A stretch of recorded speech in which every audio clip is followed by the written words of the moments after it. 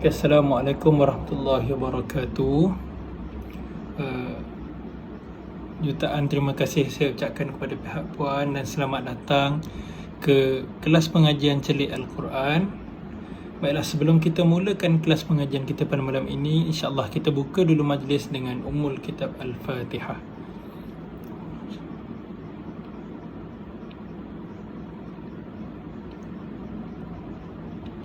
Okey, baik. Okey, sebelum kita bermula kelas, saya memperkenalkan diri saya dulu selaku tenaga pengajar di Celik Al-Quran. Okey, nama Ahmad Zulfadli bin Basar. Okey, Ahmad Zulfadli bin Basar. Okey, saya nak minta puan untuk terangkan sedikit, kita berkenalan lah. Nak tahu nama, tinggal di mana. Seterusnya saya nak tahu masalah puan di dalam membaca Al-Quran ni macam mana, insya-Allah. Sila puan.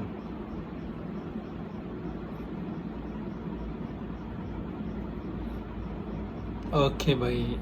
Alhamdulillah. Jadi tujuan saya bertanya masalah ataupun kesukaran tuan untuk membaca Al-Quran adalah untuk kita kenal pasti, supaya mudah untuk kita bimbing dan kita bantu di mana kekurangan daripada pihak puan, insya-Allah.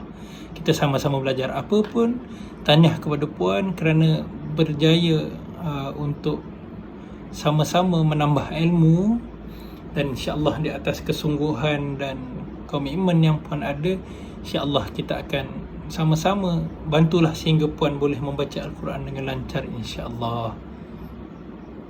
Okey, baik. Yang pertamanya adalah saya nak menerangkan tentang konsep suku kata di dalam Al-Quran. Okey. Baik puan, saya bagi contoh. Saya akan sertakan dengan catatan bertulis untuk memudahkan pihak puan untuk faham. Okey, baik. Yang pertama-tama sekali saya ingin memberikan contoh suku kata di dalam Al-Quran, tapi saya ingin kaitkan dengan suku kata di dalam bahasa Melayu. Okay, kita ambil perkataan minum sebagai contoh. Minum mempunyai dua suku kata. Sebab apa saya kata dua suku kata? Okay, kita cuba tulis, nanti saya akan tunjukkan. Yang pertama, perkataan minum akan berbunyi mi, dan yang kedua, suku kata yang kedua akan berbunyi nom. Okey.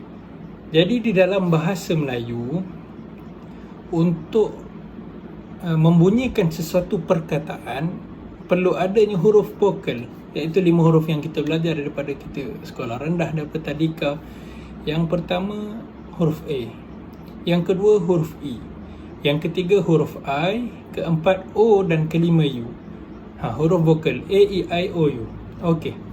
Jadi untuk Al-Quran pula, bahasa Arab ataupun bahasa Al-Quran itu sendiri, cara kita untuk membaca Al-Quran itu dengan adanya baris. Okey. Apa yang saya nak pihak puan ataupun tuan jelas, baris adalah sama dengan bunyi. Okay, saya ulang. Baris adalah sama dengan bunyi. Okey.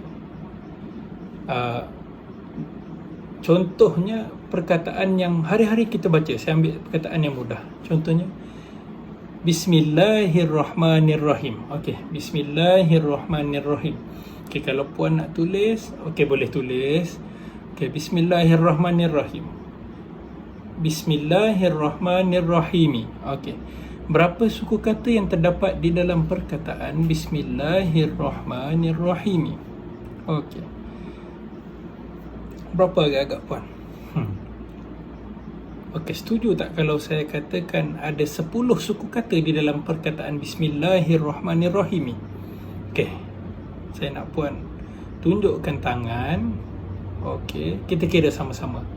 Yang pertama, Bismillahirrahmanirrahim. Okey, 10. Okey, kita cuba kira lagi sekali. Bismillahirrahmanirrahim. Okey, 10 suku kata di dalam perkataan Bismillahirrahmanirrahim. Okey. Seterusnya saya akan sertakan dengan sedikit catatan bertulis untuk memudahkan pihak puan. Okey.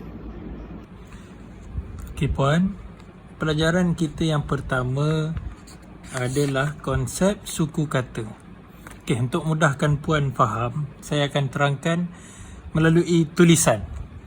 Okey, sebagai contoh, di dalam bahasa Melayu, kita nak membaca sesuatu perkataan, ada suku kata. Saya bagi contoh satu perkataan iaitu minum. Mi adalah suku kata yang pertama dan nom adalah suku kata yang kedua. Jadi jumlah suku kata bagi perkataan minum adalah 2 suku kata. Dan di dalam bahasa Melayu, untuk membunyikan sesuatu perkataan, kita mesti ada huruf yang dinamakan sebagai huruf vokal, yang mana terdiri daripada 5 huruf iaitu A, E, I, O dan U. Okey puan, boleh faham puan ya? Okey. Untuk bahasa Arab, sama juga kaedah dia, berasaskan suku kata. Namun bagaimana cara kita nak membunyikan perkataan dalam Al-Quran? Okey, kita tengok. Bahasa Al-Quran seperti yang kita tahu adalah bahasa Arab. Bahasa Arab, bahasa Al-Quran. Bahasa Al-Quran adalah bahasa Arab. Okey. Yang pertama yang puan perlu jelas dan puan perlu faham, baris sama dengan bunyi. Baris sama dengan bunyi. Okey. Contoh baris yang ada di dalam Al-Quran adalah baris atas, baris depan dan baris bawah. Bunyinya adalah A, I dan U. Saya ulang, baris atas, baris depan dan baris bawah. Bunyinya A, I, U. Okey. Dan satu lagi yang puan perlu faham dan puan perlu jelas, di dalam Al-Quran tidak ada baris, tidak ada bunyi. Tidak ada baris, tidak ada bunyi. Contohnya sesuatu perkataan tidak mempunyai baris, maka tidak ada bunyi bagi perkataan itu, tidak ada cara untuk kita boleh membaca perkataan itu. Okey puan, yang pertama, di dalam kalimah Bismillahirrahmanirrahim ada 10 baris. Yang pertama adalah bis. Mi adalah yang kedua. La adalah yang ketiga. Hir adalah yang keempat. Roh adalah yang kelima. Ma adalah yang keenam. Nir adalah yang ketujuh. Ro adalah yang ke-8. Hi adalah yang ke-9. Mi adalah yang ke-10. Okey, seterusnya kita akan ke pelajaran yang seterusnya untuk mengenal huruf di dalam Al-Quran. Okay, jadi saya ada sertakan catatan bertulis untuk pihak puan supaya lebih jelas. Okey, mari. Jom kita belajar. Okey, kita akan ke pengenalan huruf ba. Okey, untuk huruf ba akan ada 3 baris iaitu ba, di, bu. Okey, akan ada 3 bunyi iaitu ba, bi, bu. Itu untuk 1 baris, dan untuk 2 baris akan berbunyi ban, bin, bun. Okey, sama-sama. Ban, bin, bun. Okey. Mari kita baca yang bawah pula puan. Okey. Ba, ba. Okey, lagi sekali. Ba, ba. Okey, baik. Seterusnya ba, ba, a. Okey, sila ulang puan. Okey, baik. Seterusnya ba. Saya ulang lagi sekali. Ba. Okey, sila puan. Baik puan. Seterusnya ba, a.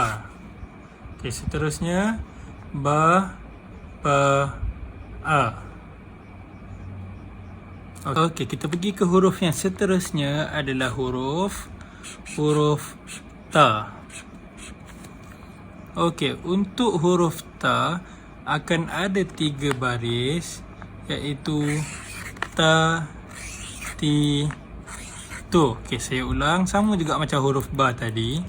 Ta, ti, tu. Okey, itu untuk satu baris dan sama juga macam huruf ba. Untuk 2 baris akan ada bunyi tan, tin, tun. Okey, saya ulang. Tan, tin, tun. Okey, baik. Kita baca yang bawah pula. Okey. Ba, ta. Lagi sekali. Ba, ta. Okey, cuba puan.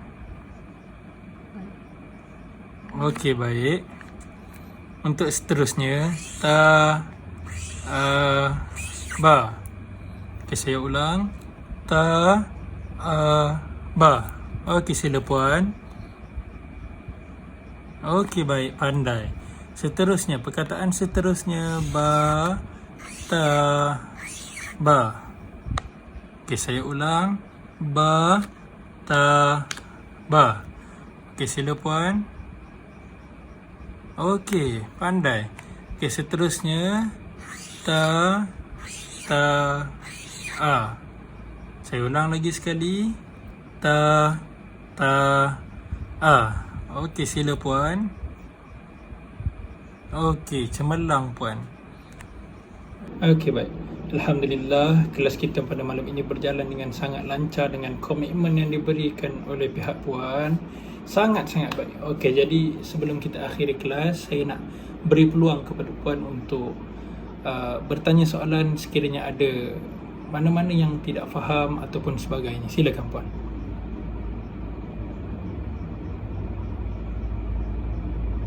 Okey, baik.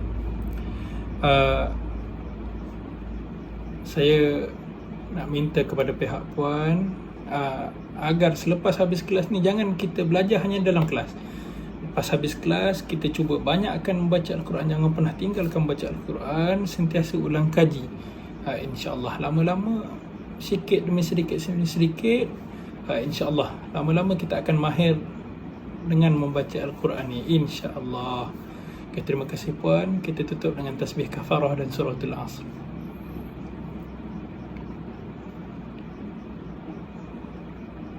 Assalamualaikum warahmatullahi wabarakatuh.